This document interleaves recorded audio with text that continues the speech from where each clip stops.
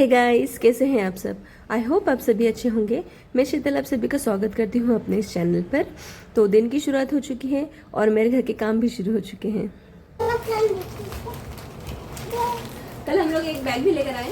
वैसे तो ये लॉन्ड्री बैग है कपड़े वगैरह रखने के लिए, लेकिन इसका यूज नीचे के खिलौने रखने के लिए करेंगे, है ना। रुको बेटा, ये है प्रिंट अच्छा है इसका। इसके अंदर अपने खिलौने डाल दो बेटा। इसके अंदर के टॉयज वगैरह आ जाएंगे, मतलब उसकी बास्केट तो भरी है। नीचे धीरे बेटा डालो इसमें, ये नहीं, ये आपके इसके टैडीज डाल दो इसमें। जो भी एक्स्ट्रा का सामान बाहर है ना वो सब इसमें डाल देते हैं, ठीक है निशु। हाँ, इस सब इसमें डाल दो, टाइगर भी डाल दो, तो पियानो भी डाल दो। अब ये बुक भी आ जाएगी, ये भी आ जाएगा, डॉक्टर की और डैडी को भी डाल दिया। अभी चेयर फ्री हो जाएगी तुम।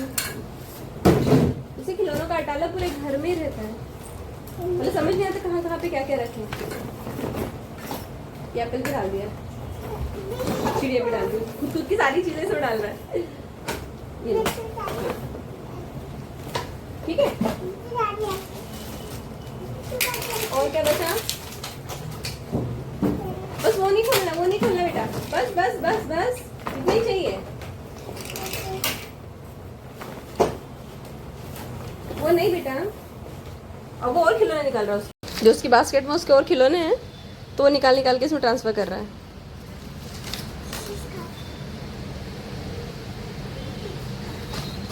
निशु बस दबा दबा के नहीं, टूट जाएगा ना सामान।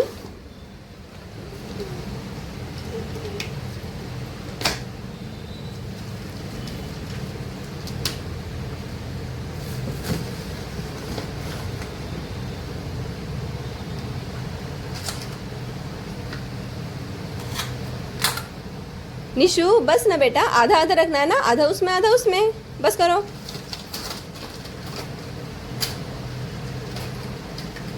मतलब मैं कुछ करने जाऊंगी उसके पहले वो ही आ जाएगा और वो मेरा काम तो रह गया। पूरे किताबों की, छोटी किताबों की कितने उसने ऐसे पन्ने पूरे फाड़ रखे हैं। ये देखो, इतनी अच्छी बुक थी ये पहले, इसलिए मुझे नई बुक्स लानी पड़ी थी। तो पुरानी बुक्स भी बहुत अच्छी थी उसकी। हो गया बस, हाँ लगा दो। ओ वो गिर गया।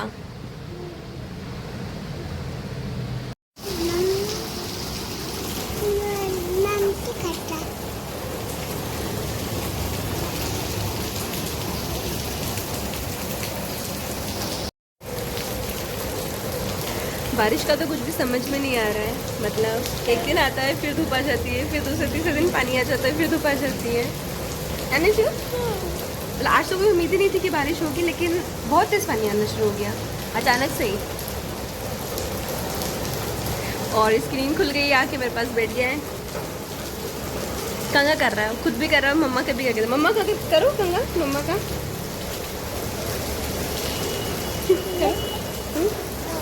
कैसे? ऋषभ मम्म कैसे है? मम्म कहाँ पे है? मम्म कहाँ से आता है? मम्म ऊपर से आता है। रोज सुबह कहाँ से आता है? ऊपर से आता है। आसमान से बारिश बारिश हुई, बारिश बारिश कैसे होती है? हाँ, ऊपर से होती है। कहाँ से? ऊपर से, बहुत ऊपर से पानी आया। कैसे आया? हाँ, तेज पानी आया। कैसा है रे? तेज पानी। जाओ बेटी। हाँ, वहाँ पे एक सामने बिल्ली बैठी हुई है, उसी को देख रहा है वो। बिल्ली कहाँ पर निशु? बिल्ली को ना बोलता है ना। कहाँ पे ना? वहाँ पे है। चलिए देखते हैं। वो रही बिल्ली, वो सामने के घर में बैठी हुई है निशु? ना बैठी है। हाँ, बहुत तेज शुरू हो गया पानी और गली में थोड़ा पानी भर भी गया है। कैसे पानी आया निशु? कहाँ से आया रे पानी?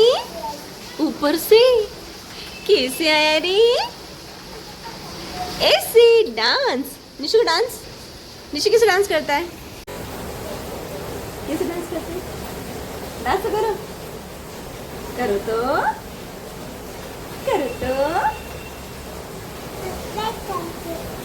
ये क्या है? क्या है?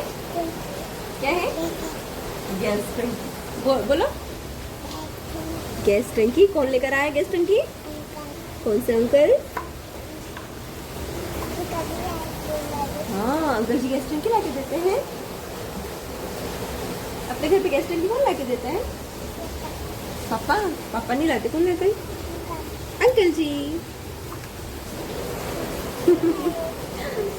हाँ, बोलो बोलो बोलो। क्या क्या बोल रहे हैं? इस तरफ तो देख, उधर कहाँ दिख रहा है? क्या बोलना है बोलो। अरे कंघी का तू क्या करेगा? कंघी करेगा? चलो अच्छे से करो।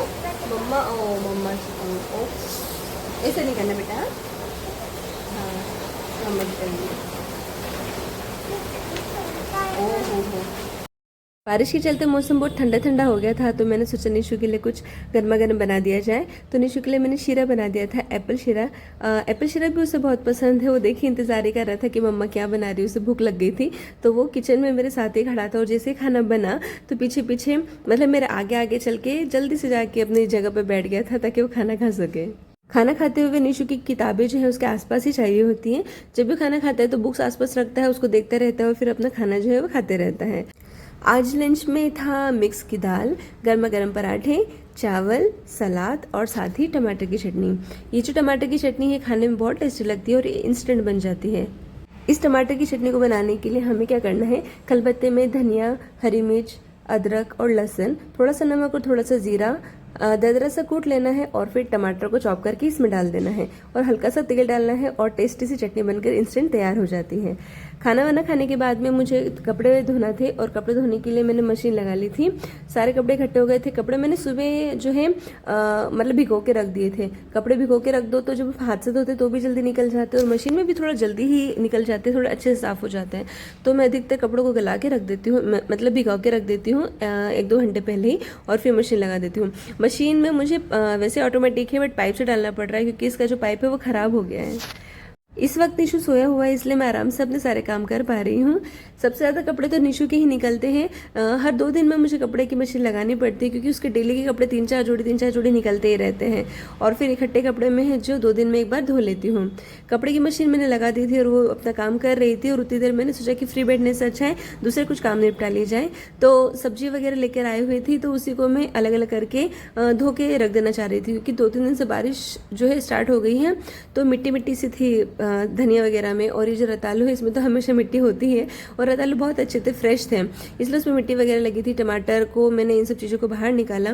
भिंडी ले आए थे और तोड़ली ले आए थे, वो जो छोटी छोटी सी होती है ना वो तोड़ली कहते हैं आई थिंक उसे, और धनिया वगैरह था तो उसे ही मैं अलग अलग करके रख रही थी। क्या होता है ना कि जिन लोगों को भी सुबह मतलब अपने हस्बैंड के लिए या फिर अपने बच्चों के लिए टिफिन बनाना होता है तो वो लोग रिलेट कर सकते हैं कि सुबह सुबह कितनी जल्दी जल्दी करना पड़ता है और कितना दिक्कत हो जाता है अगर सब्जी वगैरह साफ ना हो, सुबह धोना पड़े और अचानक से मुझे उसे काटना पड़े। तो इसलिए मैं क्या करती हूँ कि जब भी सब्जियाँ लेकर आते हैं तो उन्हें पहले ही अच्छी तरह से साफ करके धो धुआ के रख लेती हूँ ताकि मॉर्निंग में मुझे ज़्यादा परेशानी ना उठानी।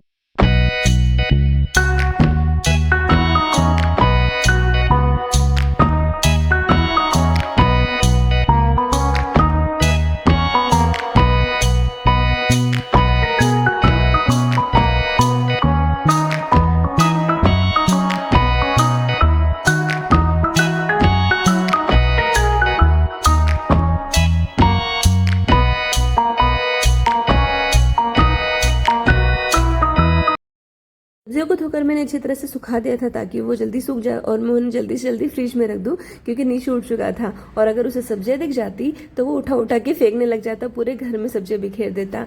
इसलिए मैं निशु को फटाक से लेके बाहर आ गई थी, कपड़े भी बाहर ले आई थी सुखाने के लिए।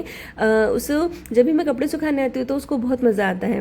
वो एक एक कपड़ा उठा के मेरे हाथ में देता है कि लो मम्मी टांगो, फिर सारे कपड़े जो है नीचे भी बिखेर देता है। उस जगह को मुझे हमेशा साफ ही रखना पड़ता है क्योंकि जब भी मैं कपड़े सुखाती हूँ ना वो नीचे सारे कपड़े बिखेर देता है। फिर उन्हीं को उठा उठा के मुझे जो है कपड़े सुखाने होते हैं। वो गीले कपड़ों को अंदर ले जाके रख देता है, सूखे कपड़े बाहर ले आता है। तो शाम हो चुकी है और डिनर की तैयारी शुरू कर दी है। और आज डिनर में कुछ स्पेशल बनने वाला है, तो देखते हैं क्या बनने वाला है। तो आज बनने वाली है वेज बिरयानी। चावल ले लिए हैं, दावत राइस, बिरयानी राइस, और ये फ्रोजन मिक्स वेजिटेबल्स का पैकेट हम लोग लेकर आए थे। तो इसी को ट्राई करने वाले ये कैसा बनता है, फर्स्ट टाइम ही लिया है। पनीर है और बिरयानी की तैयारी चल रही है।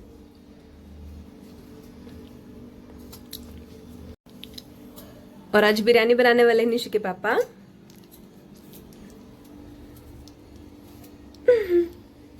क्या कर रहे हो? बना के देखते हैं आज कुछ नया। अच्छा, फ्रोजन वेजिटेबल्स की बिरयानी। हाँ, वैसे तो नॉर्मल वेजिटेबल्स मिल जाती हैं, पर कैसा है कि घर में छोटा बच्चा हो तो ऐसा कभी कभी ऐसा होता है कि अर्जेंट में कुछ चाहिए होता है, सब्जियां नहीं मिलती मार्केट में या बहुत ज़्यादा बारिश आ जाती है तो फिर कुछ नहीं होता है, उस समय पे ये काम आता है। वैसे मैं फर्स्ट टाइम ही ट्राई करके देख रही हूँ, अगर ये अच्छा निकला तो फिर नेक्स्ट टाइम फिर ट्राई करूँगी इसको। बिरयानी का चावल पकाने के लिए थोड़ा पानी ले लिया हम लोगों ने, गरम करने रख देते हैं उसको। खड़े मसाले हम लोगों ने ले लिए हैं, इसमें काली मिर्ची, जीरा, तेज पत्ता, वो जो मसाले का फूल होता है वो, 1-2 दालचीनी के टुकड़े और ये सब कुछ, ताकि थोड़ी सी उसमें खुशबू आ जाए जो हम लोग चावल पकाने वाले हैं उसके अंदर। तो गर्म पानी करने के बाद इस मसाले को हमने डाल दिया था और फिर चावल निकाल लिए थे। बहुत ज़्यादा नहीं बनाया था हम लोगों ने, 1 से सवा 1 कटोरी का जो है चावल बनाया था।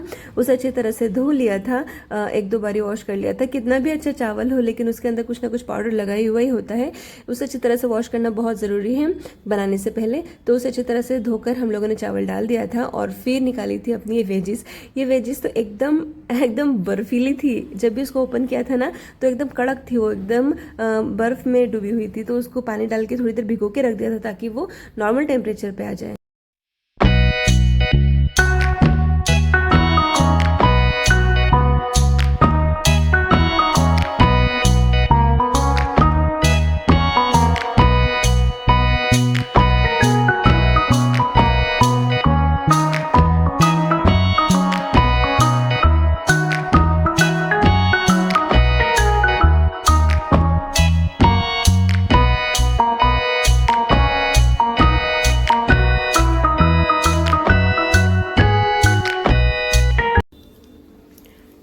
तो तैयारी सारी हो चुकी है। पनीर काट लिया है, जीरा है, ये मसाला रेडी कर लिया है, कांदा, दही लिया है, दही के अंदर हल्दी, मिर्ची, नमक, थोड़ा सा घर का मसाला, उससे मिक्स करके रख लिया थोड़ी देर के लिए। और वेजिस है, और ये हमारे चावल भी अच्छी तरह से पक गए, अच्छी तरह से मीन्स 90-80% वो पक चुके हैं। अब शुरू करते हैं तड़का मारना, चलिए। तेल के अच्छी तरह गर्म होने के बाद इसमें हम लोगों ने डाला थोड़ा सा राई, थोड़ा सा हींग और साथ ही थोड़ा सा जीरा।